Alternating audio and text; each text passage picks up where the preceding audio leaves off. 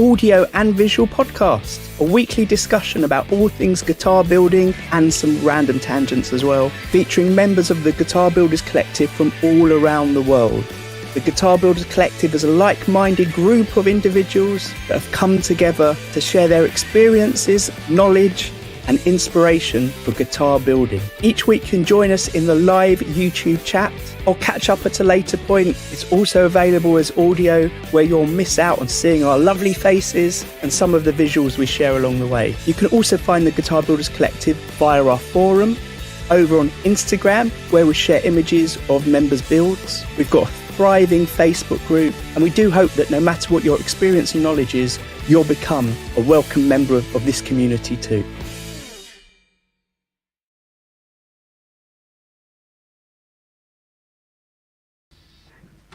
Great. Hello, everyone. Good evening. Hola. Yeah, and happy Halloween if anyone there celebrates it. I've just kind of got into Halloween this last couple of years, and our house is just full of Halloween decorations at the moment.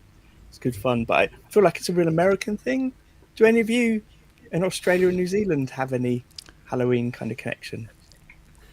We never grew up with it for me.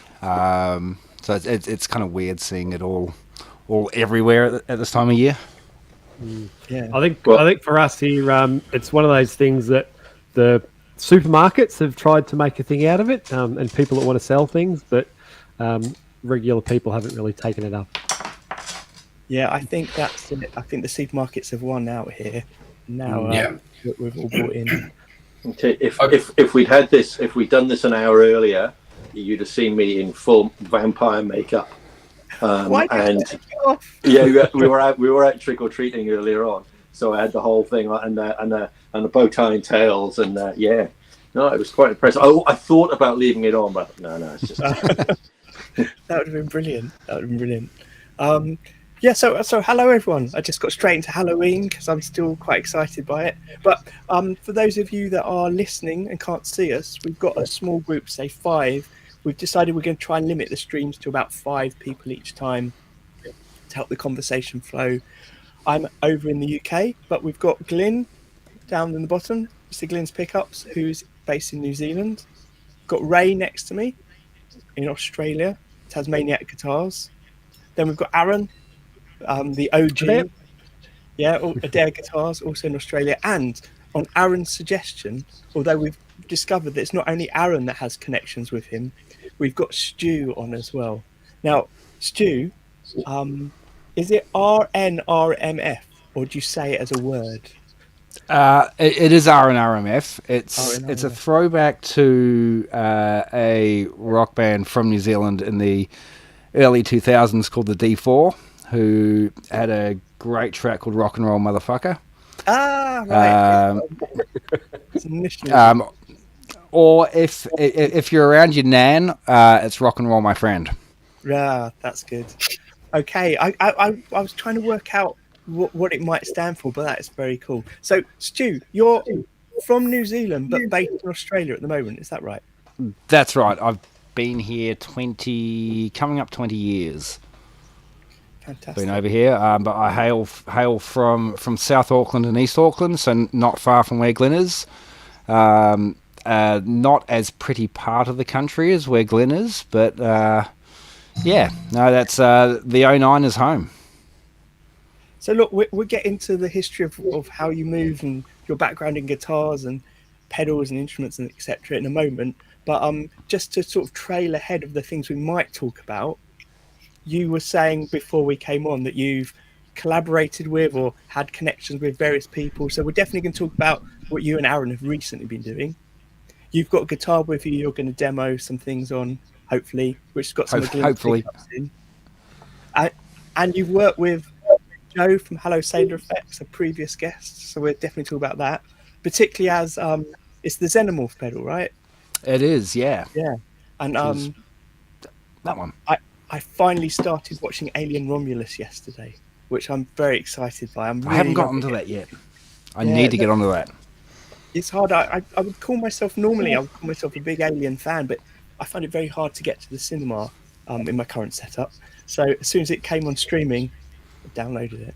fantastic. One of the first customized guitars I did was an alien themed one, putting a face hugger on it. So I've got a lot of affinity with anything alien and guitars. So Stu, how did you get into guitar? Well, first of all, I think you got into guitar repair. Is that right? Yeah, pretty much. So I used to manage a guitar shop here in Geelong, which is where I kind of started to play around with it. And in hindsight, I'm still shocked at how little I knew about setup and just guitar maintenance basics. But yeah, that's kind of where it started. Just doing just setups and maintenance jobs. Like, I am very clear to say I'm not a luthier. Don't let me try and re-radius a neck. And I say that from very, very painful experience. Not a luthier, definitely a tech. So, the electronic side of it, fretwork, refrets, nuts, all that side of it is what I'm quite happy doing. So you got into that side of it. And the plan was originally to get into like switches, like little utility pedals, loop switches and bypass loopers, and just like American looper style sort of thing. Had no interest in doing circuits at all, and yeah, that fell by the wayside pretty quick. So what I'll do while we're talking is I'll share on screen your website so we can see some of your pedals to talk about. But there's links in the description, so if anyone's listening on audio, you can go and find your website there. So, well, when you said you got into that kind of repair stuff, were you doing that from your own shop? Shop's a very generous term. From the spare room in the house, yeah. And was that when you first moved to Australia? No, that was only 7 or 8 years ago. When I first came here, I pretty much had stopped playing. For one, like, you just lose kind of the interest, and life gets in the way. And had all but stopped playing for a couple of years. And I was back in New Zealand, and I got taken to see Coheed in Cambria. I'd never heard of them before, and walked out of that show with my mind absolutely blown, and it was right back into it. So between them and Metallica, Metallica got me into it to begin with. Coheed brought me back into it. Yeah, and it's been all go ever since. Nice. So would you say then with your pedals, I'll just share the screen so we can have a look at them, are they kind of aimed for people that play that sort of music, that kind of more heavy stuff? Not really. The irony is that most of my pedals are gain pedals. I don't use gain pedals very much all myself. I'm generally an amp gain person, with the exception of a fuzz face or a fuzz face kind of vibe.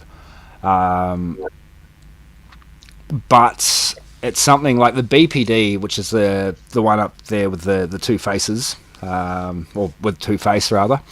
That started off as a custom build for a friend, and it's interesting. It's like it was the first one was for a bass player, and probably half of those that I've sold get used with either bass or acoustic guitarists running a pedal board. That they're pretty popular with. But the first iteration of that BPD was the first RNRMF pedal to come out. And somewhere I've got the acid etched original still, because the first pedals were all acid etched enclosures, which I gave up very quickly when I realized how labor intensive it is. So I don't know really enough about acid etching, but does that mean you have to apply some sort of transfer to the pedal? And then... Yes. Yeah, so you basically you take the graphic, the very DIY way I was doing it was you take the graphic, you print it on like a glossy paper with a laser printer, not an inkjet. Then you iron it onto the pedal, so that the ink transfers across onto the aluminium, and then you just basically give it an acid bath until it etches away.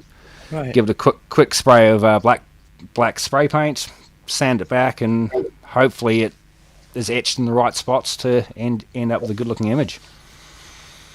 So if you've moved away from that, what are you doing now? Because one of the things I love about these pedals, and again, you have to go to your Instagram page to see them, and your website, is they're very arty, the finish. This looks like almost like a lino or a woodcut. That one is actually a photo of a hand painted pedal, which, bear with me half a moment. Ah. I have the original here somewhere. Oh, I'll stop sharing so we can see your original. I love what we can't see is, for those of you watching, we can't actually see Stu's workshop because he's got this virtual background on. But I love the idea that everything's around and handy. Okay, I can't find that one, but this is one of the other hand painted originals. So that's no, not me. I can't do stick figures to save my life. That one before, the red balloon and the greedy fly here, was done by Adam Giles, a phenomenal local artist and drummer and general all-round muso. The Chthonic that you saw before, the dual fuzz pedal, that was also a painting done by Adam as well. And that one's actually a huge big painting which I have up in the living room. So are you implying that they're paintings that he made for the pedals and then you transfer them across, or are they paintings of his that you liked and then that one there he did was a commission for the pedal? Yeah, because it fits so well, this one. It does, yeah. He does a lot of artwork with that character, and I really wanted something with that character. And explained, it was a collaboration between myself and Mark. So he came up with this design to kind of celebrate the indigenous cultures of both countries sort of coming together and meeting in the middle. Was the concept behind it. So I think I noticed this on your website as well. There's something that you really want to encourage is working with local musicians, local, in this case, an artist as well. Is that right? Yeah, absolutely. Like with the newer ones as well. Like Adam's done a couple of the newer designs. We've got, so that one there was done by a local artist called Libby Leisner.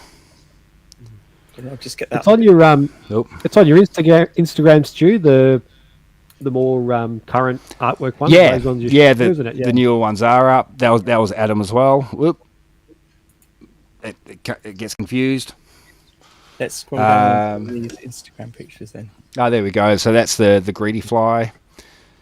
Very heavily inspired by Bush, hence the name of the song, and the likeness of Mr. Rossdale. Oh yeah, I can see that now. So are you saying it's heavily influenced in the artwork, also the sound of the pedal? Yeah, pretty much, because the Greedy Fly is a modified version of a pedal called the Bixonic Expandora, which that I do have around somewhere as well, the original. This place is chaos, so it's no idea where.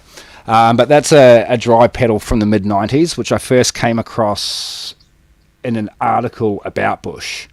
And Greedy Fly is my favourite Bush track. So that's kind of where that circle kind of comes back around and comes back together. Is there anyone else here a Bush fan? Oh yeah, Ray's got his hand raised. I saw on my Facebook page occasionally has memories, and about a week ago, a couple of weeks ago, it had a memory from 10 years ago where I posted a link to 16 Stone on YouTube or something and said, here is a lesson in album writing for you all. So I went back and into it, and I still love it. It still holds up. It's a banger. I kind of forget that they were. Because I think I'm right that in the UK anyway they were called Bush, but I thought in other countries they were called Bush UK, or maybe that was just America, because they had some sort of claim on someone else already being called Bush. And it never really occurred to me that they were big in other countries. I know New Zealand, it certainly was Bush. Don't know anywhere else, though. Yeah, great band if you don't know them. Hey, look, so I'm just sharing on That album must be close to 30 years old now, isn't it? Sorry, Dan. Oops, sorry? 16 Stone must be close to 30 years old now, isn't it? Oh, I'd say it'd be getting close. Yeah, well, anyone out there a Therapy fan? Did they reach your That name didn't ring a bell. So they're just touring with the 30th anniversary of Troublegum, which is an incredibly influential album for me, for both my musical taste and maybe my just general outlook on life. So that's the 30th anniversary, and that was early into me getting into music. So I think that must have been a few years before 16 Stone. But 16 Stone is 30 on the 6th of December this year. Oh, wow. Bonkers. So that's how my memory is working incorrectly with getting into music. So, sorry, back to your pedals. I'm just sharing a picture of a Xenomorph here. And so this one, I know we're not really talking about the pedal, like the sound and everything at the moment. We're focusing on the artwork on it. How is this one done? Because it seems to have the actual Xenomorph image, the alien from Alien films, seems to be slightly embossed or raised on it and more glossy. Yeah, so that's just an extra gloss layer in the UV printing, just over the Xenomorph. So the Bigfoot pedal that you were showing before, that does the same sort of thing over the face of the Bigfoot. Right. So it's a bit harder to tell in that shot, but yeah, the face itself is that same thing. It's got a gloss layer just on that part of the image. There's definitely something very cool about the layouts of your pedals like that, and there's definitely a style in the way they've been printed then. And with that, we've actually got a builder here in Melbourne, Dazatronics. So Darren over at Dazatronics does the printing for me. He's been fantastically helpful in getting a lot of that lined up. Oh, there we go. So that one on the right's the original hand-painted version.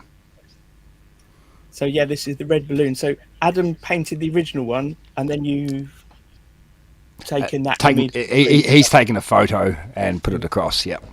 So what happened to that original one? It's somewhere in one of the shelves. Yeah. It's still yours. I wondered if it had gone out to a client like that. It's hard. That's not going anywhere. Yeah, there are some things that are hard to get rid of, I guess. So let's get back to your pedals then. I'll stop sharing this for a minute. So with your range of pedals, you say they're mainly gain pedals. Why is it, if you're someone that doesn't really use that gain so much, that you wanted to invest in that sort of build? Initially, the Greedy Fly is one of the few gain pedals I do use somewhat regularly when I'm just playing. The BPD, that was just an easy one to kind of evolve from that first custom build into the current range. Those are apart from the collaboration with Mark, which is being reworked with the new enclosures at the moment, which is a dual fuzz. Those are the only ones in the newer pedals. So we're working on a 5-band EQ, a flanger, and a delay, because that sort of complements more what I use. So it was also, I think, gain pedals are a lot easier to do than analog flanges and EQ circuits. They're much easier to kind of cut your teeth on and play around with it and modify without stuff going catastrophically wrong. So there's definitely been an aspect of confidence in terms of what I am able to do as well. Get like the circuit for the flanger, and I'm still trying to do the analog delay circuit board. That's absolutely kicking my ass trying to make that work. But yeah, it's getting there though. Well, what I noticed with pretty much all the pedals that you can see on your website is they've all got lots and lots of EQ on them. One thing I do like the BPD at its heart, it's just an OCD. But I like being able to tweak and tailor things to even for different projects or for different guitars, or and in most cases, it's not anything hugely dramatic which is needed. Like with the BPD, you've got your clean blend, and you've got a bass boost. So many overdrives. I can't stand the way that Tube Screamers take out that bottom end. I like that bottom end being in there, and so I just sort of carried the idea of bringing up that bottom end over into the BPD. And same with the Greedy Fly. Like the original pedal had 2 dip switches which were internal. The original Big Sonic pedal. So all I've done is made that one switch, bought that outside, and then just again put in a couple of options just to be able to make the sound fit your rig a little bit better. I know with the BPD, with the blend function as well. You mentioned that a lot of bass players and acoustic guitar players use it, and I know because I've got that on my board as well, and I kind of like that blend bit just for a little bit through when I'm playing. But I know, you've said that you don't like the blend at all. For you just like the distortion. Yeah. But I think it kind of adds to how versatile it can be. And for me, who I'm not like a really high gain player, that I really like that kind of blend coming through, especially with single coil pickups and the bass boost. It just gives you that. A couple more things to play with and enjoy, and really tweak it and get it sounding how you want it. Yeah, and that's always the idea. Like I do like the idea of a simplicity of just 3 knobs on a pedal, very quick and easy, set and forget. But there's such a myriad of guitar and pickup and amplifier and cable versus wireless versus different speaker cab combinations that can affect what you're hearing out of the speaker, that I think just giving a couple of options to be able to tailor something to fit within that, I don't see it as a bad thing. I have a problem with some pedals that don't have tone controls and don't have EQ, because it's like it won't play nicely with all the other ones. Yeah. And I did actually ask somebody once who has a fuzz which doesn't have a tone. I said, well, it's really dark and I can't. And he said, well, just turn the treble up on your amp. Yeah, well, and yes, I understand that'll work, but then my clean sound's gone, and then it doesn't. And bass in particular, I've got to think is playing live. I actually need very little bass, and you remove that 100 hertz thing just to get that out of the way, because otherwise I'm in everybody else's space. So it's nice to be able to just tweak that EQ a little bit, just to remove things rather than add them. Absolutely, and that's one of the changes to the current BPD. Like the version that Arran will have on his, that was just a pre-gain. Oh no, you might have the first one actually, which has got the active bass circuit. I can't remember. Does yours cut as well as boost? Don't think so. No, I'm not sure. Okay, you might have the last of. So the earlier ones were just a pre-gain bass boost, kind of similar to the Timmy. That's now a post-gain active bass circuit where you can cut or boost. Yep. Okay. Yeah. Okay. I'll have to have a look now. I'll have to plug it in afterwards and see. I can't remember which one you got. Hey, so while we're on that, can you tell us what you're talking about? Because I know, but some of our listeners might know. How do you two work together? Oh, myself and Arran? Yeah. So what we're talking about the thing you've done for Arran, but what is it that you've done for Arran? Okay, so Aaron's. So you live 10k up the road from me? Yeah, pretty close. Yep. We've done a number of shows together in a local musicians group called the Geelong Music Community Collective, and that's kind of how I first got to know Arran. I can't remember which show you jumped in for. It was, it was. I can remember quite clearly. It was the Queen show, because it was. Oh, that's right, with the Red Special.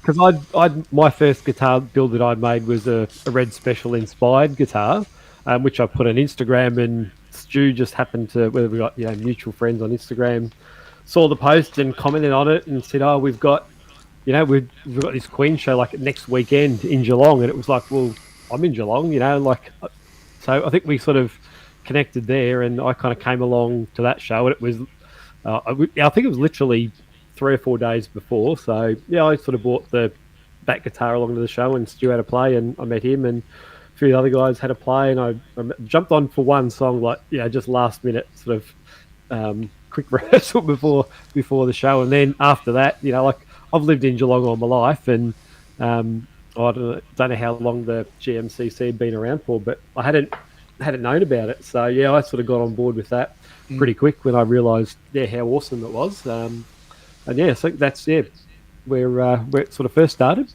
Yeah, and then from there, it's kind of like just that mutual interest in guitars and gear. And then with Arran with the guitar building, myself with the pedal side of it, just those parallel interests. We've just sort of carried on.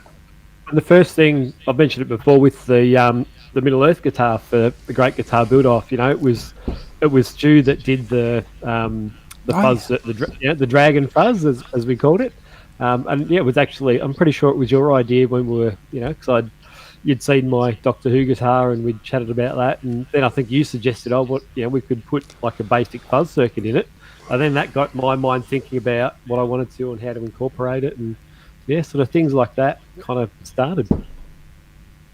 Nice. And the one you were just particularly talking about that used the BPD circuit, is that in a recent guitar that you've finished, Arran, or is that not one that's in progress? Oh no, sorry, I've got the BPD pedal, so not in a guitar. I've actually got that's one of Stu's pedals that I've got. So it's one of the go-tos on my pedal board. So the Middle Earth guitar, it's a fuzz circuit that Stu specifically sort of put together for that one.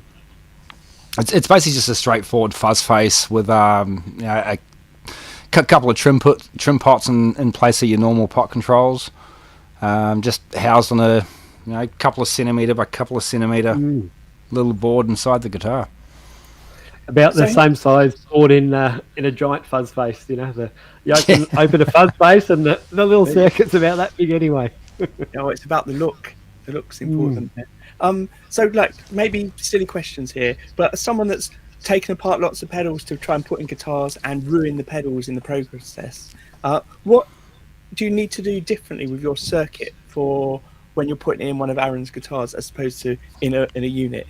Is the circuit essentially the same and it's just wired in, or are you making specific changes for the guitar?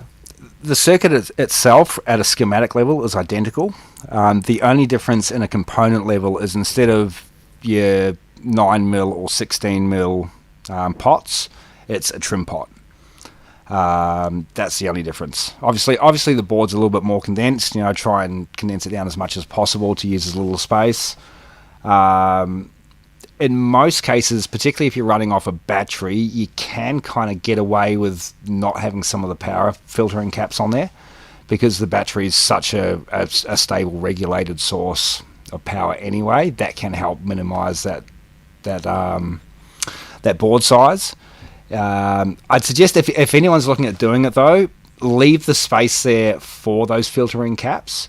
So if you do find for whatever reason you get noisy, you can always easily put them back in. Once the boards are manufactured, if you haven't got it there and you need it's better to have the space there and not need it than need it and not have it. And then with the way it's wired up, if it's got the battery in it, have you got a particular kind of, is it just when you switch the effect on, the battery power is drawn, or is there a separate kind of on-off, like when you put the jack in and now it disconnects the battery kind of thing? I think we wired that through the toggle switch, didn't we, Arran? Yeah, I can't remember. I played around with. I know when I sort of first did it, I had things working in different orders and that. So I've changed it a few times. But ideal. That's the idea that when it's plugged out, it's not actually wired up like that at the moment. It is the switch that turns the circuit on and off. But I just need to rewire it. So when it's got a stereo jack in it. To connect the battery basically when you stick the jack in, and then I've got the toggle switch, the on-off switch to turn the circuit on and off. So so that's the volume and fuzz, the trim pots plus the bias controls as well. So externally on the guitar, it's just the switch that then turns it on and off. A good fuzz face is kind of set and forget anyway. You know, you switch it on and then you just modulate your gain with your guitar volume. So, yeah, I guess that makes sense. If you're going to just drop an effect in a guitar, it's got to be an effect that potentially is suitable for being dropped in a guitar. As soon as you have one with loads of controls in it, unless you're the sort of person that wants ridiculous amount of controls on your guitar body itself, you want something that you can just hit button, there it is, hit button, it's off, kind of thing. Exactly. And the fuzz, the fuzz is sort of perfect for that. Actually, because when I, those pickups were ones that I wound myself, and I've just tinkered with pickup winding. So, and when I initially did it, I didn't wax pot them at first. It was like, I was sort of too scared to do too much. I knew that after I wound them that they were all working and, tested them, they were great. And I was sort of too scared to, and especially with, when it was the deadlines of competition, like, I'm not gonna touch them in case I stuff them up and run out of time. So it's only recently I've wax potted them, and it made a massive difference. So with the fuzz circuit, it at the high gain fuzz, it just fed back way too much and not like a good feedback. So Glyn could tell us all about what's going on, but like wax potting it was amazing how much of an improvement it made. So I'm pretty much can have the fuzz all the way, and I don't have it all the way full, but can certainly do that now, whereas before it was just kind of it wasn't pleasant when you pushed the fuzz too much. And then when you're making these things for Arran, are you doing them as a one-off? Like you're working with people to do one-off things, or are you thinking this is something that then you'll have the circuit for readily available if other people want it? Are you thinking about selling them online, or is it all just focused on the one-off? A little bit of both. Certainly the first kind of design, I suppose, focus is always on that project. If someone's paying me to do a custom job for them for whatever situation, that's always going to be the primary focus. Certainly once that's done, there's always in the back of your mind going, okay, that was kind of cool. What can I use this and do with this? But that's always a secondary concern. Yeah. Certainly with that Dragon Fuzz board, I have sold a couple of those. I actually need to get some more boards of those done, come to think of it. But with PCB manufacturing, I mean, it doesn't cost much to get 5 boards done and shipped over. And normally 5's the minimum, so we'll get those done. If I only use one, it's no loss. It's not like you're spending $200 on a prototype board by any means.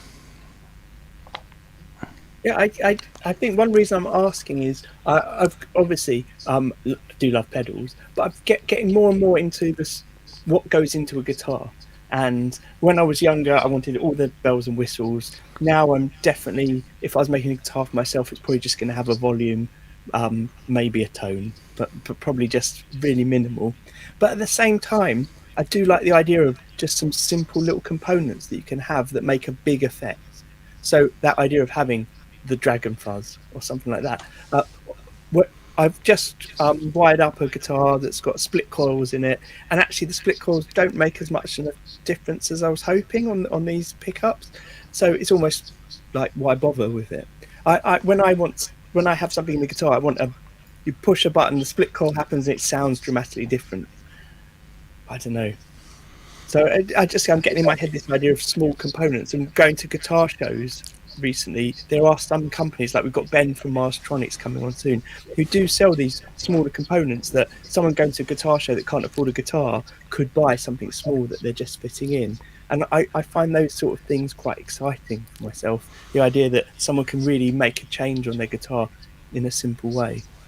Definitely. There's Vander Guitars here in Melbourne who has already he's released a pedal recently where it's kind of a modular thing, so you can get the pedal and then you can get different kind of drop-in boards for different circuits. And I've got a feeling that he is done some teasers on a similar kind of thing for guitar. Don't quote me, I could be completely misremembering something. No, I saw that. I saw that too because I'd mentioned it to you when I saw it. That's right. Yes. And it's really small. He had it on the back of a Telecaster control plate, so literally like a little chip, or that fits in the back. And I assume it's the same one that goes in, like so you buy the pedal enclosure and then you can change it and out the little circuits, nice and easy. But then you can stick one in under your guitar pickguard or something as well. So yeah, it definitely had that on his Instagram or social media, and it was like, wow, that's a cool idea. Yeah, we've got some very, very under the radar talent here in Melbourne. Like I've been up at the warehouse for Poly Effects a few times in the last 6 months, and I tell you what Loki does there makes the rest of us look like cavemen with rocks. It's pretty impressive. So look, this is again. I'm going off on tangents. I want to come back to your pedals in a bit, but it's all right. I'm good at tangents. Something I've also been thinking a lot about recently, this idea of we're in a boutique guitar builders world. People that build guitars that aren't factory built, that obviously have to cost more because you're on your own. You can't buy things in scale. You can't buy things in bulk. The time it takes for you to make one thing in a small workshop is very different. But those people are not quite in their own little bubble, but they're not out in the world. And we have things like this. We have the Guitar Builders Collective where we can get together and share. With the pedal building world, is there something like that as well? Is there a space where you're saying even local to you, where people can come together and share what they're doing, promote each other? And if that exists, how do you get that out to the public that aren't the pedal builders themselves? Yeah, it's been quite a phenomenal community. Like even something as more international as like a couple of the Facebook groups. Like the Guitar Pedal Builders group, you've got John Cusack in the group. Cusack Manufacturing, who makes probably half the pedals for various companies in the industry.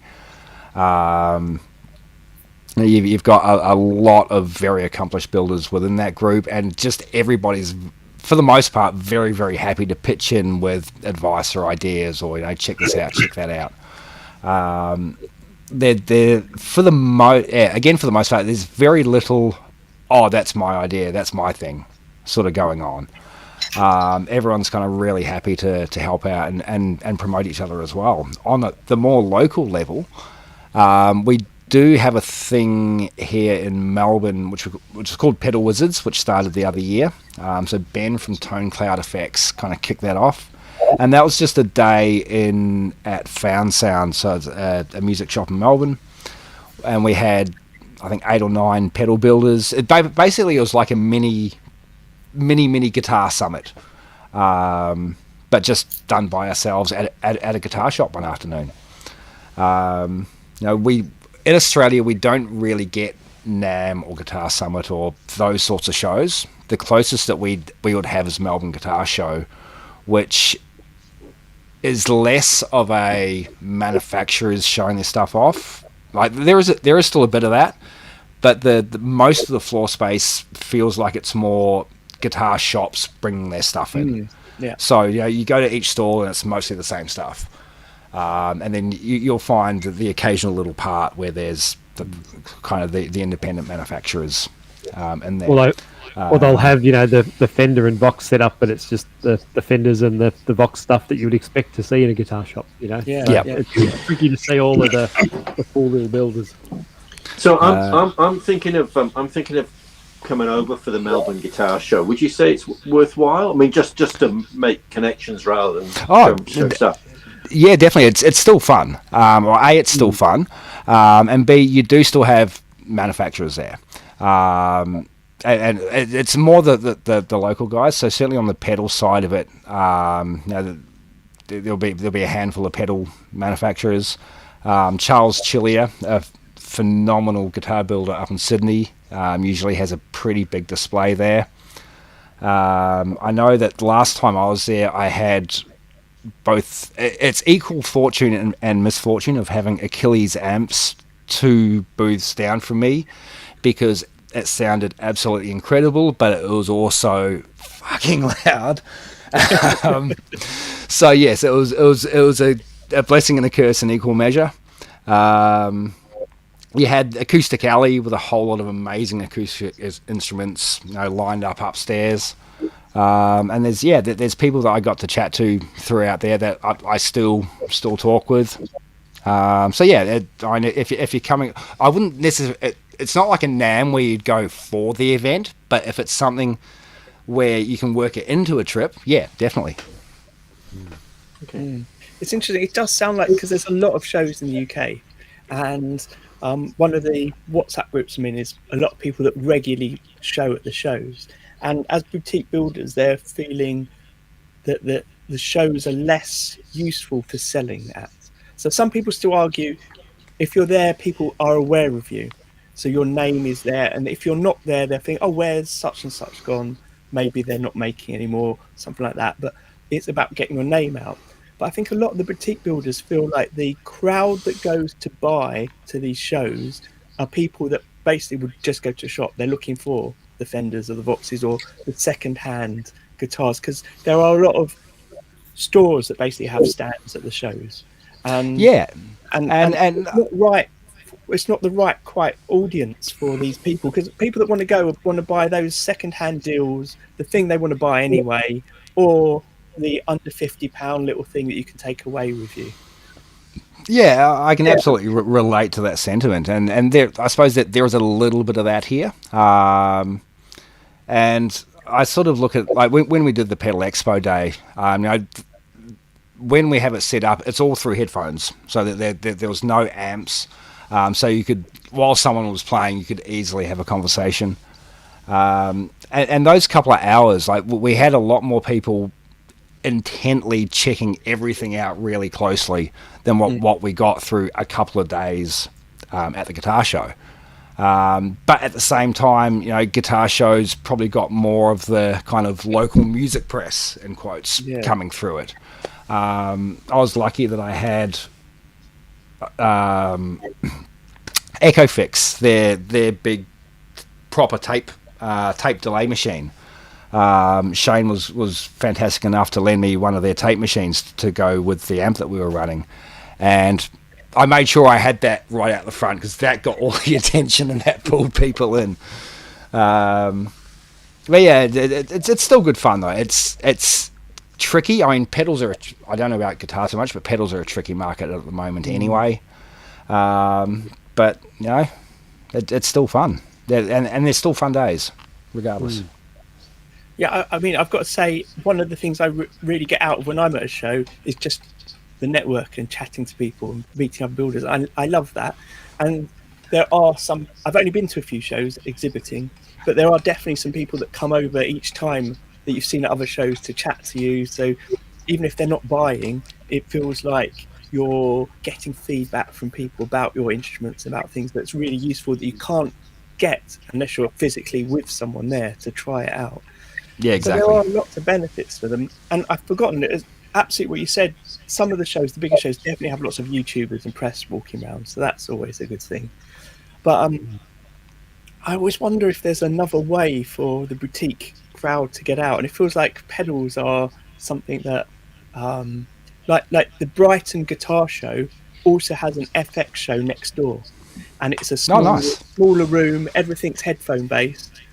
But you can go around, can try out all these pedals, and a lot of those are more boutique pedals. And it, for me, seeing them in real life, not just hearing them, but seeing them, there's something more tactile about them than seeing just the photos that I love as well. I'm not sure where I'm getting at with this conversation. I wonder how Paul Crowther did it, Stu. Because when was the hot? Because for those of you who don't know, Paul Crowther he's an Aucklander. He makes the Hot Cake, which is an international seller. You probably know the Hot Cake Overdrive and the Double Hot Cake and various other ones. But because when was that? Late 70s, 78, 79? Yeah, that'd be going back to the 70s. And he still makes them. and it's still the little guy in Auckland. I know he doesn't solve them personally now, but there's a bloke in Auckland who does it. So, like, how did he get there? I don't know. I think if we knew that secret, I'd have a much bigger workshop. Did he get there because it was in the 70s? Is there something about less competition, early entry to it? But I don't know, because how does anyone find out? I mean, what was the population of New Zealand in 1979? What, 2 million? Yeah. and like musically, who was making the waves internationally back then? Like you didn't have, the Finn Brothers or Crowded House until the 80s. No, that might have been where it really started to take off, maybe. But certainly going back into the 70s, on a worldwide scale, I don't know. I don't know. I'm very, very proud to come from where that comes from, though. That's for sure. Yeah. And I mean, I see him around. He's still about. But yeah, it's interesting. I knew about the hotcake pedal, but does he have other pedals in his range, or is it? There's the prunes and custard. Yeah, okay. That's pretty much it. Well, there's the hotcake, the double hotcake, and what I mean, Stu, what is a prunes and custard? I mean, I've used them, and I've used them on theremin more than guitar actually, but I've never actually played one, so I've got no idea. It's a strange thing. I really don't know what it is. That's what Helen does best. Up there, you mentioned Leon Todd earlier, and I only know these pedals through seeing Leon Todd mention them, and then maybe after hearing him mention them, they come up quite a lot. So now they're in my consciousness. So yeah, they must be a staple thing. I'm assuming they must just be very good as well. There must be a reason there. The hot cake. Sorry, you go, Glyn. No, every pedal board in New Zealand has a hot cake on it. Like, you kind of have to have one. I mean, I've got one on my board at the moment too. Yeah, they are glorious through a Vox. Sorry, guys. I just had a bit of a work emergency come up. I'm going to have to love you guys and leave you. Oh. Apologies. I'm sorry, guys. Duty calls. Well, good luck, Ray, with your emergency. Thanks, Ray. See you, Ray. Sorry to duck in. Later, another time then. That's right. We'll talk another time. Yeah. See you guys. Take care, Ray. See you. Hey, Stu, can I sort of change the subject a little bit? Well, not the subject, but what we're talking about. Yeah. With components, because obviously when you buy electronic components, at best they're plus or minus 5% of what they claim to be. So if you've got a pedal with 30, 40, 50 components, how different are two pedals that are theoretically the same? Depends on the complexity of the circuit. The more complex the circuit, the less of a difference you generally get. Because more often than not, you'll find that the tolerances will kind of balance themselves back out as you get more and more. It's kind of that law of averages. Something like the fuzz face, where you've only got the five or six components in there, it's absolutely vital. One component being a bit out is going to make a much, much bigger difference in those cases. So yeah, it does depend a lot on the circuit. Resistors are usually a 1% tolerance. They're fine. But the caps are usually between 10 and 20. Pots are normally 20%. Whoa, that's an old one. That's right. I just picked up one picture that I could find quickly on your Instagram was showing an internal pedal. That was the first iteration of the red balloon, graphically anyway. So if you've got the different iterations visually, are you making any changes internally in the way Glyn's suggesting that one component could make a change? Sometimes. So with the red balloon, that hasn't really changed. The switching I use has changed a couple of times. I've always tried to go for soft touch switching rather than your big clunky 3-pole switches. And so actually that one was a custom build. So that's a tube screamer going into a clon. Your 3 trim pots are the tube screamer controls, and the main pots that you can access externally are the clon controls.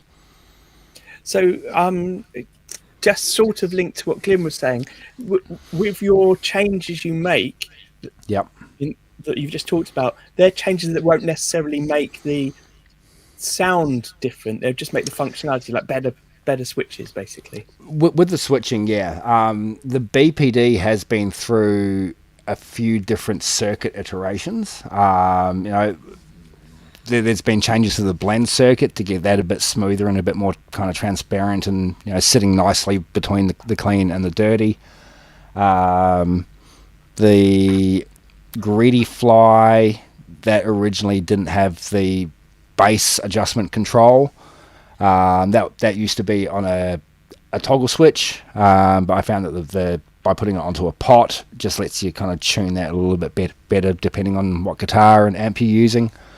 So yeah, everything does go through some different tweaks. It's normally not so much sonic tweaks though, but it'll be functionality tweaks. So, a version 2 might have a switch for different clipping diodes, or I might change the clipping diode options that are available on the switch, or it can vary a little bit from pedal to pedal. So look, here's a question that might work for both. Sorry, Glyn, both you and Glyn and Stu here, which is when I'm designing a guitar, when I'm making a guitar, it's almost always a one-off. But I'm currently working on some that I'm going to be reproducing. So I've got my second iteration of them now. I'm making some physical changes to it, but it's not until I've fully made the guitar and can play with it that I notice some of these things that need to be changed. How do you do your prototyping with your pedals and the iterations? That I know, Glyn, you say you go physically, you take your pickups with you to a gig and you play it, and that helps you, or you get somebody else that plays that sort of music testing it out. How do you test your pedals out to know that the circuitry is what you want? Pretty much the same. I'll have a full build on a pedal board, which I'll run through the messer at band volume. I've normally got a pretty good idea of what I'm wanting to achieve, and the only way that you can really tell if you've hit that is to do a full run through its paces properly. Particularly with these pedals, like the very, very first ones would have been on a breadboard, which lets you get an idea of you're in the ballpark. But you don't know, like, the way that breadboard then translates to a finished circuit board.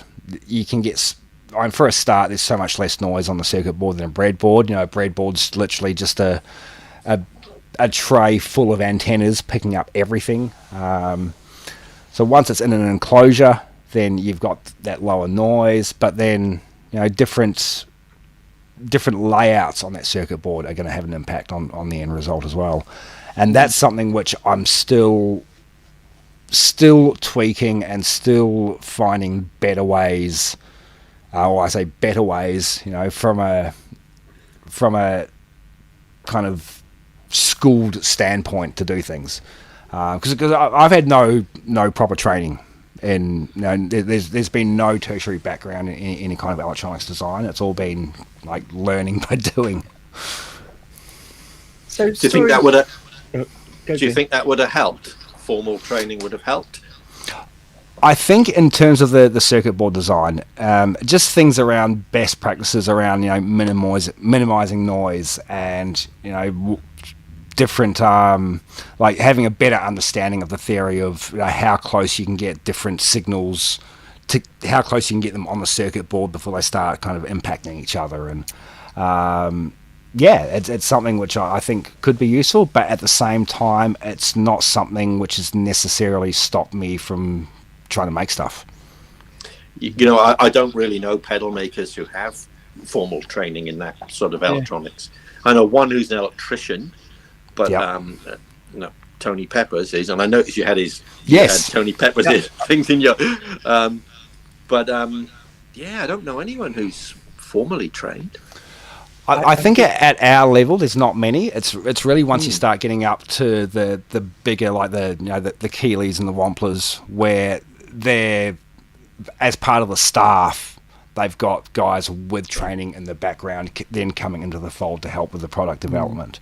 But certainly at the scale that myself and guys like me are at, there's probably not a lot. We do it more for the fun of it and just seeing what we can do.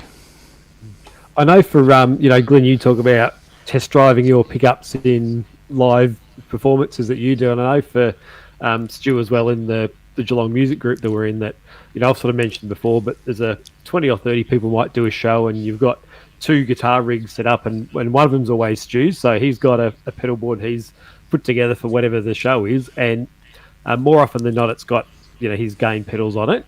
So as part of when they get to that pedal stage, any of those shows, when we rehearse them, there might be like 6 or 8 guys that are playing through Stu's pedals and his board with different guitars, and we're all kind of getting to test it and play it. So I think you probably get a bit of feedback from that as well, Stu, that they're getting played by a number of people along the way.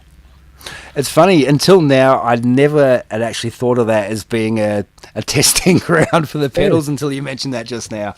It was always a case of, we need a board for this show, what have I got that will do the job? Yeah, I mean, even before coming on, like, I'm through my head and going, right, which of your pedals have I played? And I've got the BPD, and then I'm kind of thinking of the shows that we've done, and you've had the Xenomorph there, you've probably had them all at different times, and when you're playing 3, 4, 5, 6 songs, and every song, because that's the thing, sometimes you'll be on one guitar rig and then another song you might be on the different one, so you're trying to work out what's what. So by default I reckon most of us have probably played like all of your pedals at different times. Just to give everyone some context around the shows that Aaron's talking about, so they're shows that we put on 3 or 4 times a year, sometimes 5. It's usually either a band that we're covering a lot of their catalogue, or it's a theme night, like it might be a movie soundtracks or guilty pleasure songs or something like that. And we have usually 25 to 30 people playing throughout the night on about 24 songs, and we have a different lineup on every song. So every track's basically got a different band playing. And that's all raising money for a mental health research unit affiliated with Deakin here. So it's raising money for the PhD students who are researching mental health. And there's been... we started just after Chris Cornell passed with a Chris Cornell tribute show. So we've been, probably up to 30, 35 shows or so now. That's cool. It's really cool. So those are the shows that Aaron was referring to there. It's good to have a excuse to get together to play that's beneficial like that, but they get so many people in without having to, have a set group of people that have to keep rehearsing to get things right. Which and that's it. Like, it's literally, we have one rehearsal day 2 weeks beforehand. You get maybe 25, 30 minutes to run through the song with the other people. That's all the rehearsal that you get before the show. It usually comes together all right. Hey, so can I just go back to the actual pedal building, because I'm finding this quite intriguing. Glyn mentioned the the tolerance. Sometimes a component might be slightly out compared to another, even if it's the same batch. But so I understand that. But what I didn't quite follow was, with the PCB layout, how does that have an effect on the actual sound or noise? Is it components being next to each other that interact, or is it something else that I'm not really understanding? Not so much components being next to each other, it's more different types of signals. So whether it's a power signal next to a high impedance signal, with actually a big one would be timing circuits. So the oscillators that you get in phases, or any sort of modulation. If you run your signal wire too close to that, you'll hear a very, very loud tick coming through and coming out of your amp. So it's the knowledge of how to keep all of these different signals together without those negative consequences. Yeah, that's something which I'm still getting my head around. Certainly the modulation tech noise, something I learned very, very quickly. And that's a more straightforward one. You just keep that completely isolated from your main circuit. Separate out your ground planes as much as possible. Now there are some little things that you can do around that, and that's all just part of that learning process. So here's another maybe stupid question. So you're designing your PCB board, and you get it printed, and you find a problem. So to problem solve it, is it simply redesign it all, get it reprinted, rewire it up and do it? Or is there something else you can do to check and experiment with this? Depends on the problem. Like there might be, if it's something where, let's say a tone circuit on an overdrive where you forget to attach the ground pin on the schematic. So that last component in that tone isn't grounded. That you can kind of do a little hack and just solder a wire to that point and solder the other end to a point that is grounded. Or it might be something where I've left a trace off. I haven't actually done the check before I submitted the file, and there was two components that should have been connected that weren't. Again, little jumper wire, problem solved. Where it's a bit trickier is a recent batch of the in-out boards I got done. I completely forgot to do the entire ground plane, so nothing was grounded.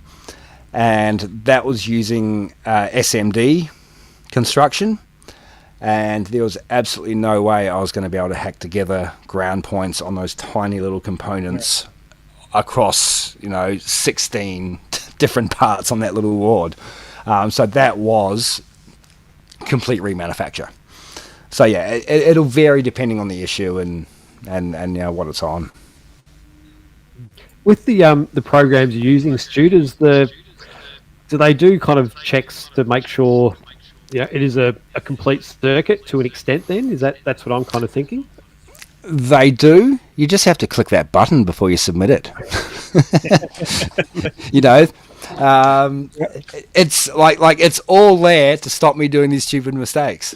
That's absolutely down to the errors between the chair and the keyboard. Getting too excited. Oh, absolutely. When you're at that crux of I'm just about done. Let's get it in. I want to get this. Yeah, no. Yeah. Are you thinking then, Arran, about you put a video up? You mentioned it on here once before, and you put a video up recently about a program you use that checked all your circuitry for your pickups and stuff. That kind of that was. I can't remember what that was called now. That was something. DILC? Yeah, yep, that's the one. So I was kind of getting not frustrated, but when you let me go back a step.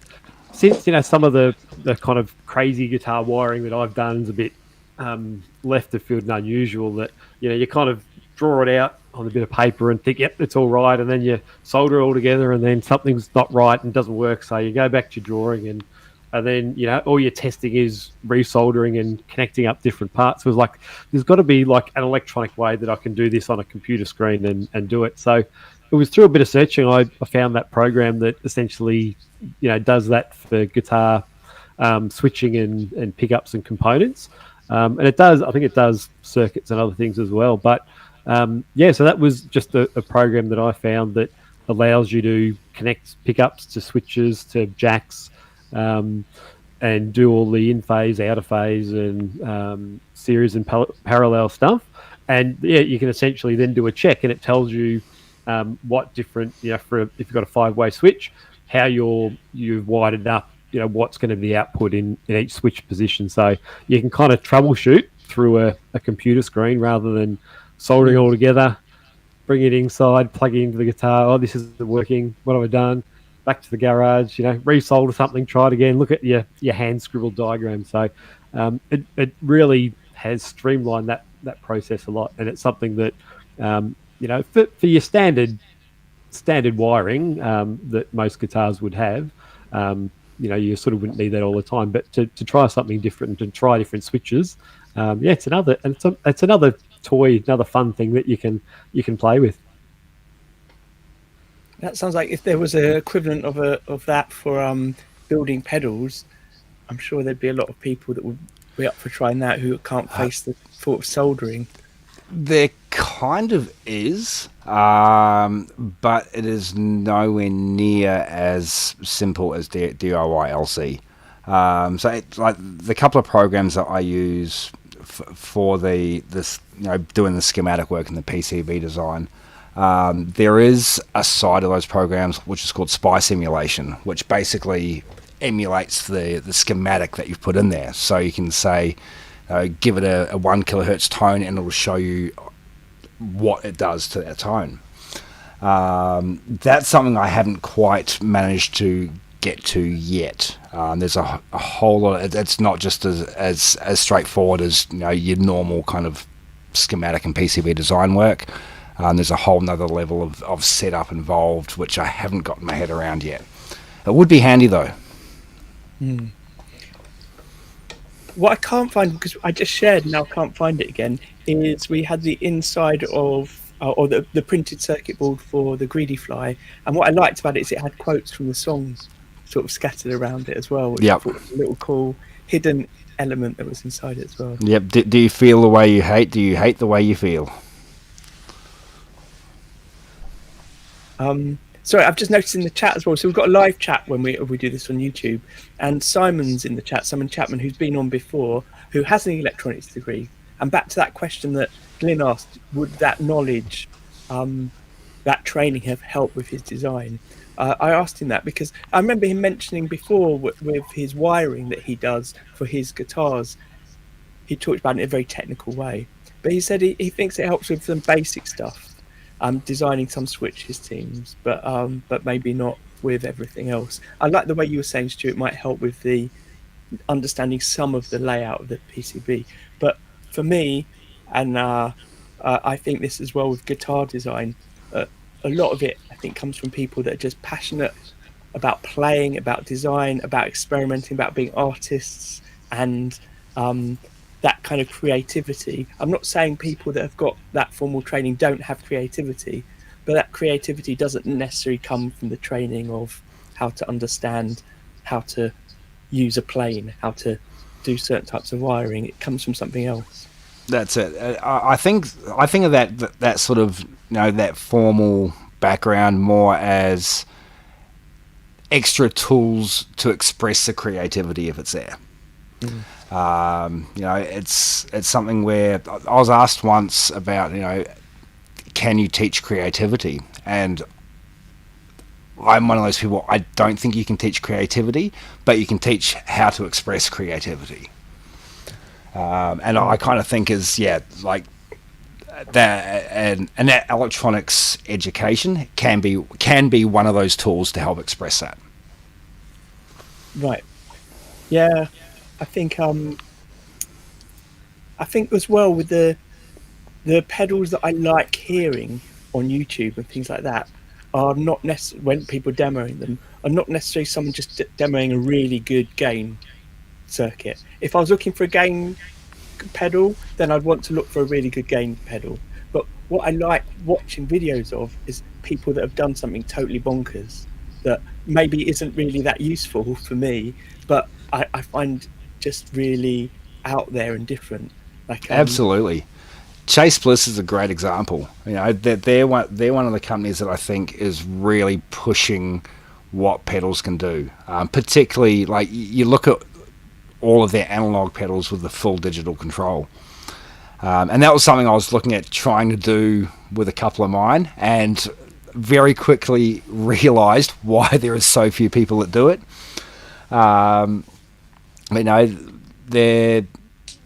They're doing something which, very, very few people do, and you can get some crazy, crazy results out of their pedals.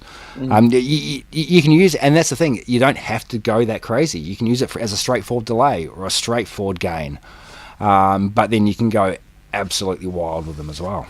I feel like that encourages a new kind of experimentation for artists that use those pedals to be able Absolutely. like you said, you can use it for a basic thing, but it also gives you that opportunity to do these things that you might not have been able to just do with your instrument before. Not in any way that I'm disparaging gain pedals or anything like that, because people need gain pedals, and when you want a gain pedal, you want to get a good gain pedal. My favourite tone ever is that edge of breakup fuzz face into a Marshall. That low gain fuzzy goodness.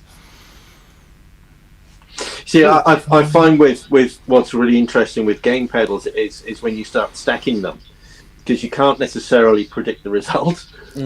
Absolutely. Which I really like. I like the fact that you can get pedals that you don't, you might like this and that pedal, and then change the order, and you put it into a clon or a clon into it, and life's very different. So I quite like that mucking about. I actually have to actively prevent myself from making pedals. It's actually really hard, because you can get all these kits. You may laugh, but this I'm serious. I laugh because that's where I started. I know, I've seen it happen, and I know because you mentioned Dave Vander earlier on. Really good guitar maker, turned to the dark side. When I decided to customize guitars and then start making guitars, it was because I had a pedal obsession and wanted to get into pedal making. That's about 15 years ago. And I couldn't find a way in that didn't involve like a whole new learning curve, which I was up for, but I felt like I wanted to dive straight into something. And I didn't find anywhere that sold pedal kits that you could build yourself at the time. I'm sure they're out there, but that would have been a great way in. So instead, it was like with the guitars, it was using lots of the techniques and skills that I already used with my previous sort of career and work, so I could translate that quite quickly. And I found pedal building quite daunting. Still find it really daunting watching like Hello Joe, Hello Sailor Effects with Joe doing his video dive-ins of building pedals and editing them, modding them. I find that really interesting, but I still don't quite understand what's happening. But I do feel like with osmosis of watching lots of these videos of his, I might start understanding. But yeah, it did seem such a learning curve. So you started then to do with kits, really? The very first one was I think it was a Rat kit from BYOC, the Build Your Own Clone. That worked for about 3 months, and then it just stopped working, and I couldn't work out why not. But from there, sort of realised that the first skill to develop, for anyone who wants to get into building pedals, is learning how to troubleshoot. Get used to finding your schematic, finding the relative part of the board, following your signal flow through, finding out where the fault is. That, more than anything, is a great skill to develop early. Because the number of times that I've had something which hasn't worked, and it's been just a solder joint that I've missed, or in some cases spent half an hour troubleshooting and then realized I haven't put the IC into the socket. But Stu, how do you develop the skills of troubleshooting? You've just got to stuff up, haven't you? Yeah, exactly. And you will. There's no two ways about it. You absolutely will build pedals that are going to make a horrendous noise when you switch them on, or you'll get absolutely nothing, or your tone control, as soon as it gets above 10 o'clock, it's going to bite your head off. That's going to happen. Getting used to following, to then taking your schematic, following through your build to see what's going on and where it's happening. Don't shy away from that. Lean into that and develop that, because it's going to make everything much easier down the line.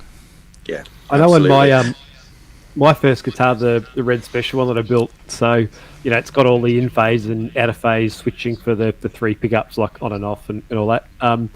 And so it was pretty ambitious as a first guitar build, and miraculously first time sold up that it worked fine. I couldn't believe that everything was working, and then it stopped working. It was cutting in and out after like a couple of days, and I did the same thing. I troubleshooted everything, got the multimeters out, and I reckon about 3 or 4 hours I'd searched, and I was just about to. I thought, I don't know what it is. I was about to desolder and remove everything and just start again from scratch, and then I realised that the nut on the jack had come loose, and when I was putting the lead in, it was turning a little bit. And then the jack was hitting the copper insulation, and it was shorting out going to ground. So all I had to do was tighten the nut, and the problem was solved after about 4 hours of troubleshooting with multimeters.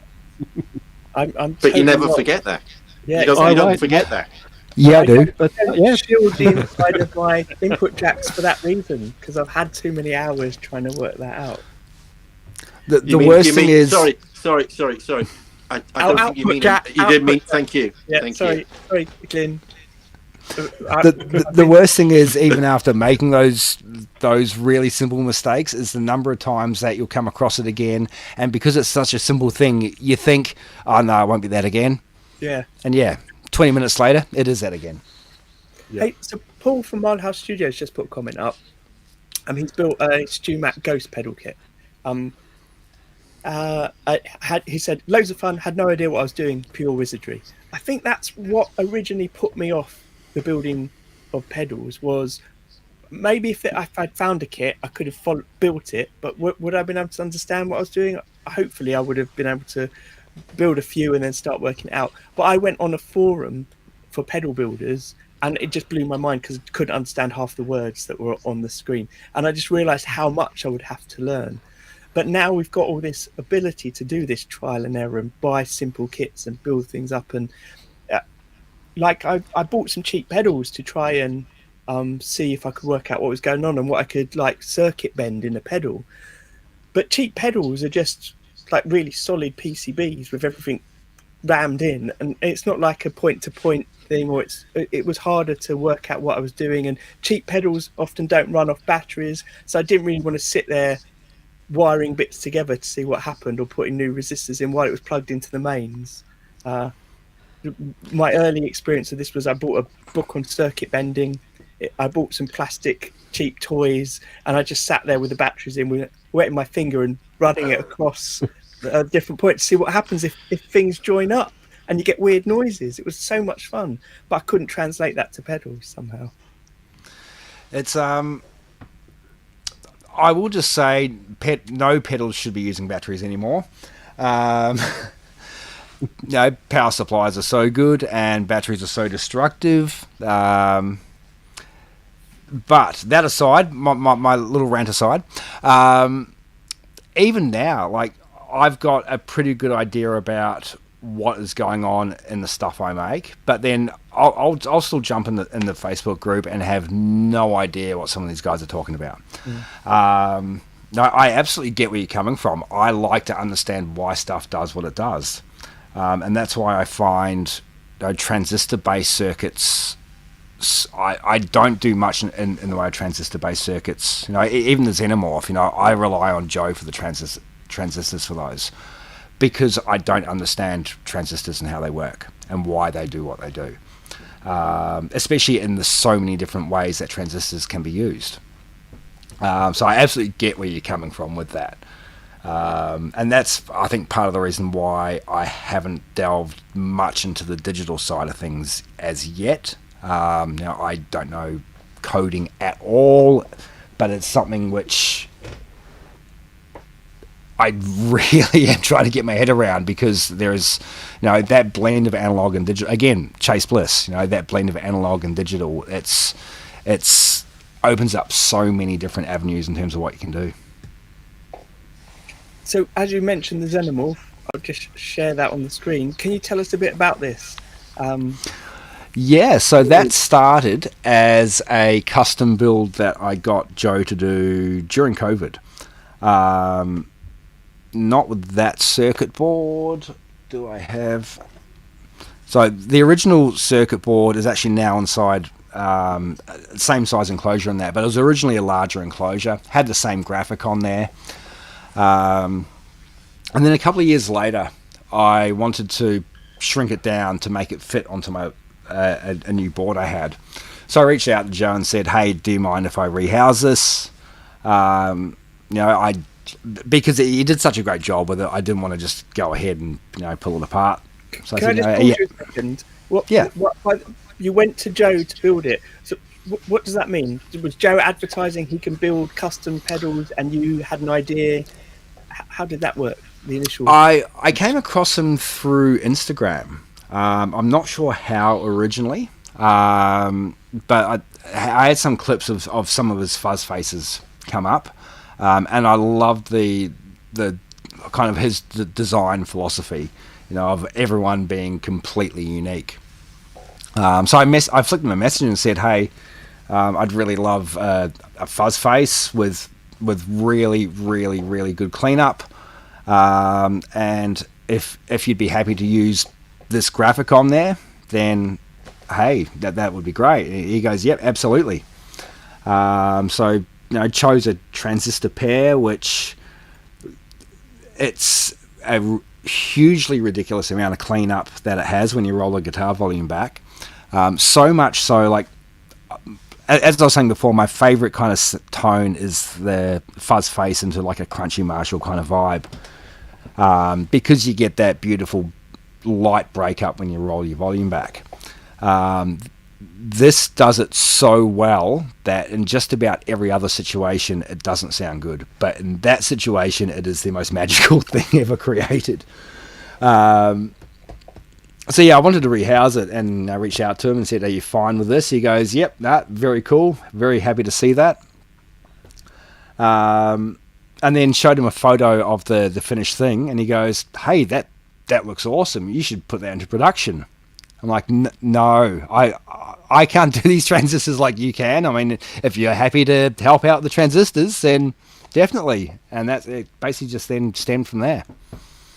So what he's doing then is sourcing and testing the transistors within the circuit for you to then use in the build based on his original design on your description of what you wanted.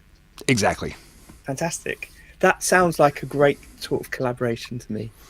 Yeah, I'm really happy with it, because the access to those transistors is something that we don't really get a lot of here in Australia.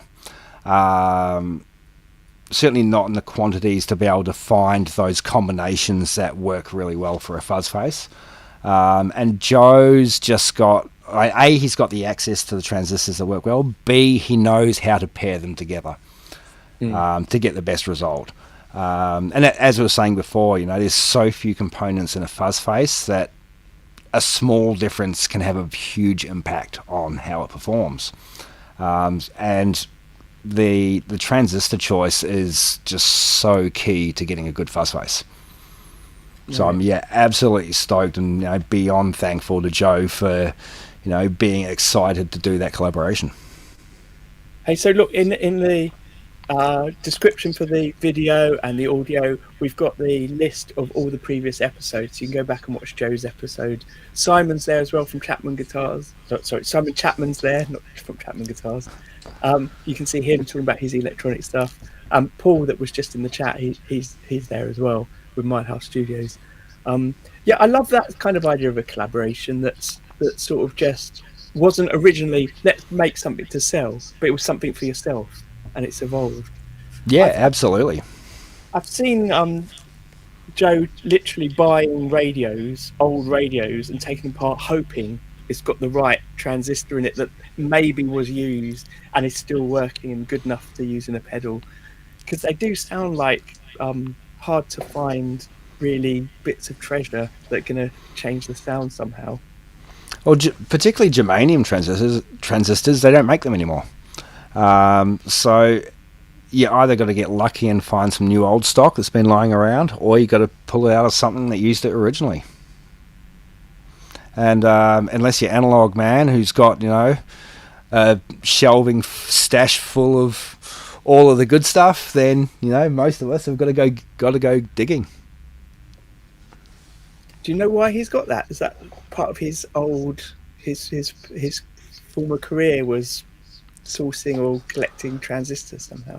Yeah, you're talking Mike Piera? Yeah. I don't know what his background is. I think a lot of it is when he realised that he does such a good fuzz face that I think he, in the back of his mind, he was like, if I ever come across anywhere that I can get these, I'm just getting whatever I can, because I know that one day I won't be able to get them. Yeah, because there's big waiting lists for his pedals. His King of Tone, yes, but that's that's an overdrive. For his fuzz faces, his sun face, that's nowhere. There might be a small waiting list, maybe. I'm not sure. Certainly, it's nothing like the King of Tone, though. But no, his sun face is pretty phenomenal as well. So listen, because we've already talked for nearly an hour and a half, before we finish off, there's a couple of things I want to get to. One of them is you've got a guitar there, so we want to hear something, if that's all right. But the other thing is, I wasn't aware before our chat really about what you did as a business. So I knew you had the pedals, I knew you did some repair stuff, but I didn't realise how much you seem to do, which is like custom work, that someone can come to you, get a custom pedal made. How does that normally work with a process? Does someone just find you on Instagram and contact you? Or Yeah, they just flick me through a message saying, you know, I'd really like something like this. Is that something you can do? And I'll check out I'll see if I can find some info around the schematic and go, yep, I can do that, or hell no, that's way beyond me.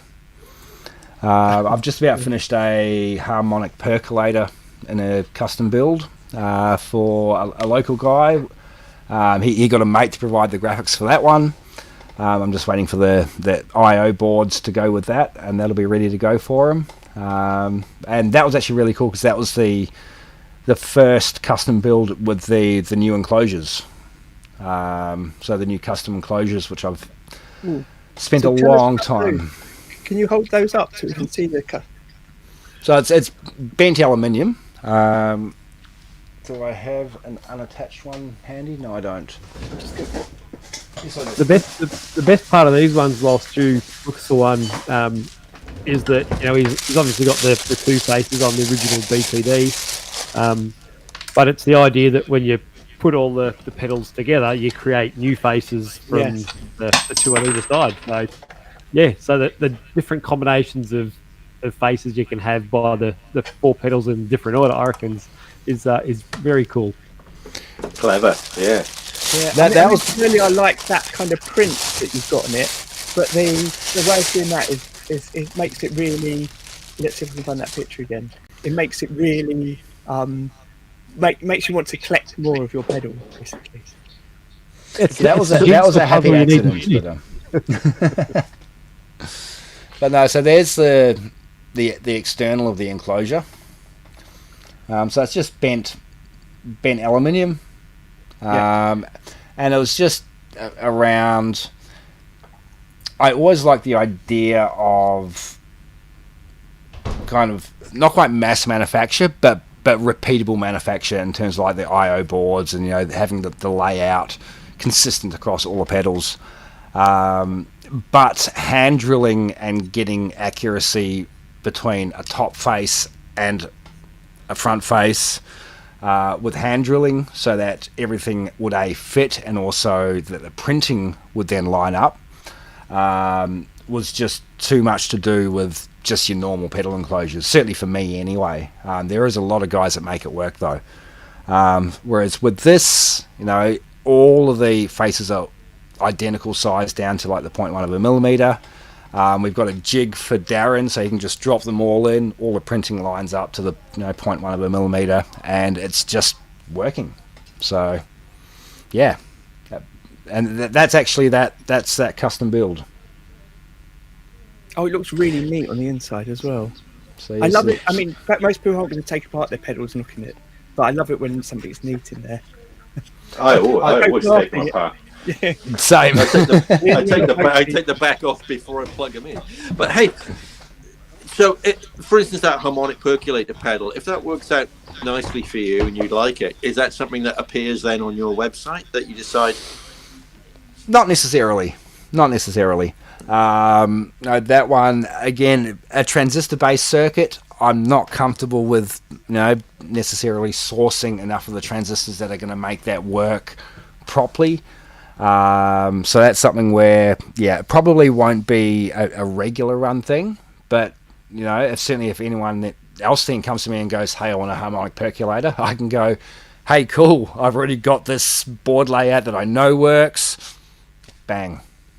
Yeah, because what I do, if somebody comes to me with an idea that I think might be something worth my while doing all the R&D and all the making and testing, I think it's going to be worth my while, then I'll do it. Worth my while as in it's something I can sell more of later. Yeah. Otherwise, I usually say no to one-offs just because of the amount of. I mean, if they're prepared to buy 5 pickups, because that's how many I'm going to be making, to get it right. But nobody ever is, so that's there you go.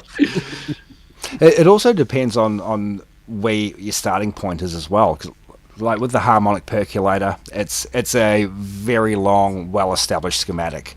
So I'm not having to develop kind of anything new. It's a pretty straightforward schematic from a design standpoint. There's not a lot of components to fit onto a board there. The raw manufacture of the boards themselves is not an expensive proposition. There's not a lot of components in there, so I'm not spending 5 hours populating a board. So that sort of circuit was a pretty easy one to be able to go, we'll do it. There's not a big investment in time and money to potentially have something fall over. I think with me, with what you're doing, it would be a bit different, I imagine. And people will say, oh, hey, I really like something that sounds like a PAF. I want it to be 20k ohms, and I want to use an Alnico 3 magnet. And you sort of think, well, those 3 things won't go. You can't put those together to get that result. You've been reading the internet, but you haven't read enough of it. Yeah. Maybe, yeah. So Dunning-Kruger syndrome's a great thing, isn't it? Yeah. I've got to say, it's these sort of conversations that have changed the way I think about what I'm making, because I just had that guitar which took me so long and I just could not get right because the customer said, I want this, I want this, I want this, all of which are quite straightforward components to put in on their own, but combined it caused so many issues. And I realized that when you're doing these sort of things, Glyn, that aren't like you're saying, Stu, there's lots of examples of it, there's lots of schematics stuff. When you're doing things that are new, you need to do it 4 or 5 times to get it right. I built a guitar body for him, put all the components in, had to make so many changes to it, the components, that the body was getting damaged, had to redo the body. And it's just like it was a learning process for me as a builder working with customers. But conversations like this add to that knowledge, so I hopefully won't make some mistakes because I'm learning from all of these experiences. And one thing I got from Joe from Hello Sailor was this idea of the signature of your wiring inside your pedal. And as you said, you would open up your pedal. To know that there's some sort of artistry inside, I think is quite important. So that's my new current aim, is get my wiring up to a sort of standard or style that I think is unique to me. So I'm talking about me now. Sorry, Stu, we were talking about you. No. What I'm trying to say is I find these conversations so inspirational and how they feed back to me. And I love the idea of what you're doing is you're doing it for someone and you're not that worried about it then being something you're going to replicate over and over again. It's that one-off collaborations seems quite integral to some of the way you work.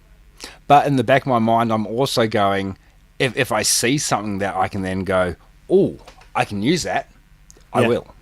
Yeah. Nice. Right. What are you going to show us on your guitar, Stu? What's the reason to have that here? Do you want the Arran guitar or the Glyn guitar? Well, let's have a look at the both while they're there. Well, I want to see the Arran guitar.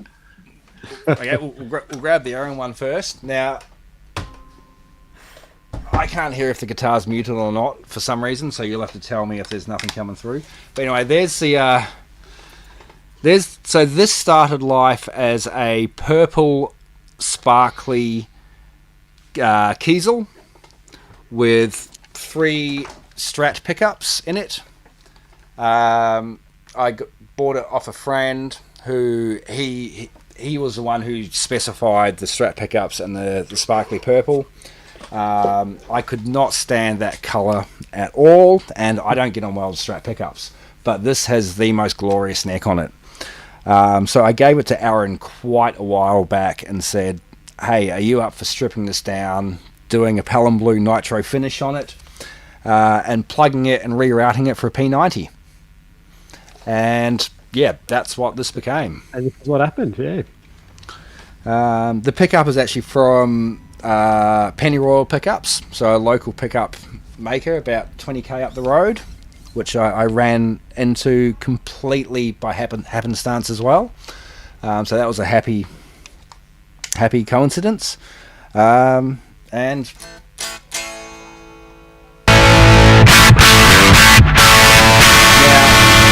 one thing I will say, look, this room, there is a ridiculous amount of noise in this room, and this is a lot of noise there. Yeah. Something's coming through now. It shouldn't be. Okay.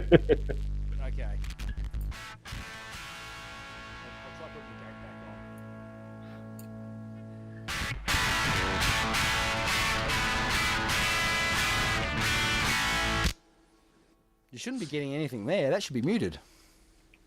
Now we're getting it. Yeah, don't know what's It was going on loud there. and then it went crazy and then it went a bit quieter. Yeah.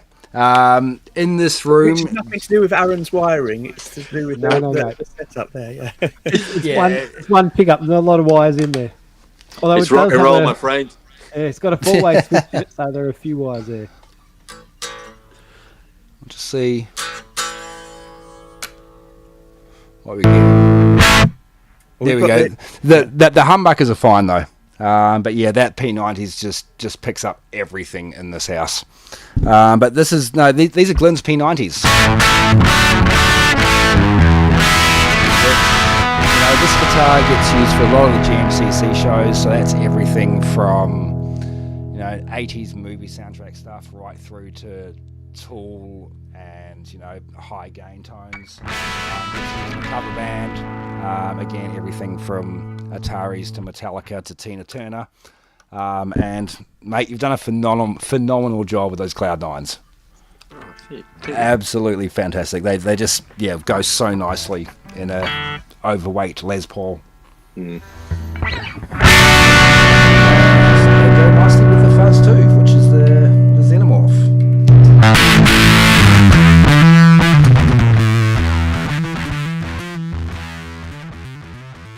Oh, the sound. Something weird happened with the sound then, but that sounded awesome. Like really tight fuzz. Hey Stu, do you know who I used for a test pilot on the Cloud 9s? Or in fact the Cloud 9s were already made. If I remember right. Yes. So who was that? For you British folk, check out Head Like a Hole. Just dirty, loud garage rock. And when you've got songs like Comfortably Shagged and Wet Rubber, that says it all. That they were phenomenal. I think Corey's mentioned them. And really they've got that reputation here, and the love that people have of Head Like a Hole. It's like Motorhead in the UK, It's you would not say a bad word about them. Yeah, for me, they're kind of the four groups that really got me into guitar in terms of bands from back home. You had and She had a number one, always and forever will be, and then you got Hilar, D4 and Wetter.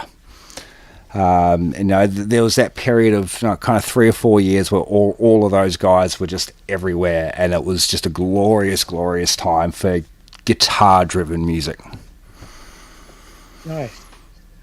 What a way to end with some homework for all of us non-Australian people. but good homework, but especially for me, because it's still early in the morning. This could go on in my workshop while I'm working. So look, nice. If everyone's listening or watching, wherever you are, in the description there's links to Stu's website and Instagram, and for the rest of us as well.